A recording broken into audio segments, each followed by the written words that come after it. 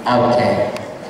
Bilang isang mag-aaral, paano mo maipapakita ang kulturang Pilipino sa paaralan ng mga Italyano? Bilang isang mag-aaral, paano mo maipapakita ang kulturang Pilipino sa isang paaralan ng mga Italyano? Madam?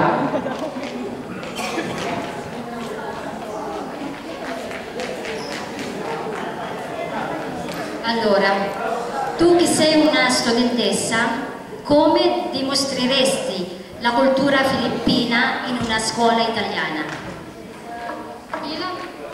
Bilang kabataan ko, Tagalog. Okay, Tagalog ka lang.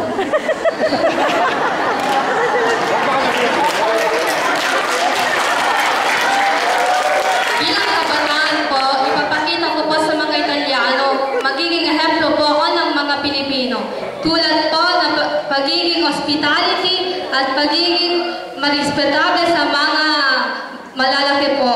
At tulad sa lahat, ang pagiging mabuti na Kristiyano. Grazie.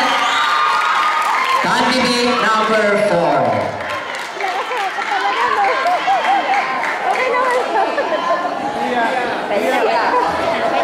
No, isa lang. Isa lang. Ikaw ba? Dalawang gusto mo. Ako lang isa. Pre, sandali lang po. Translate lang natin yung answer niya for our judge Italian, Stefano. So, translate niyo po. Ayaw mo. Kaya mo nang sabihin kasi may... Puoi fare in italiano? Okay. Come una ragazza vorrei far vedere agli italiani che i filippini sono ospitali, hanno rispetto verso i grandi e soprattutto sono dei veri cristiani.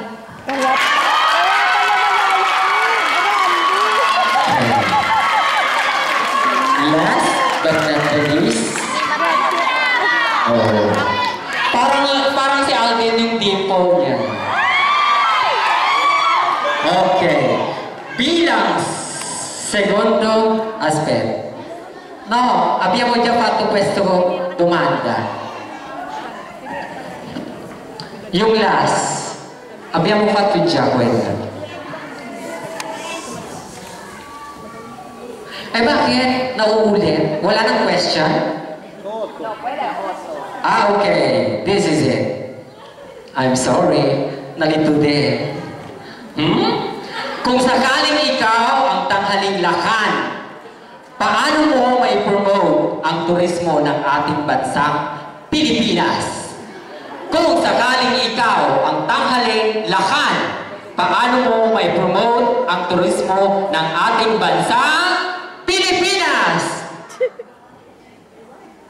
In Italiano. No, split ako dito. Ikaw na, madam. Mas maganda po ang chairman. Kaya pala grande, malalaki nga naman. Correggetemi la grammatica italiana se sbaglio, Se vinceresti, no, se vincessi, come si dice in italiano? Se vince Il congiuntivo è condizionale, come si usa, ragazzi? Se tu vincessi questo titolo di Lacan,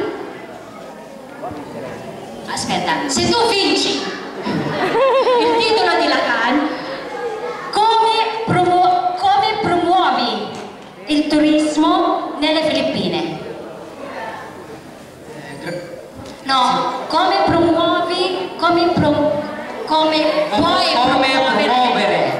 puoi promuovere il turismo del nostro paese? Il nostro paese è Filippine. Allora, ripeto, stiamo solamente sciogliendo il ghiaccio, come si dice. Se vinci questo titolo, Lacan, poi tra l'altro è il primo titolo in assoluto, come farai a promuovere il turismo delle Filippine? Grazie per la domanda. Se vincessi questo concorso mostrerei a tutti voi come Patay. sarei a voi come essere un modello filippino. Okay. Bilang role model ang ibig niyang sabihin.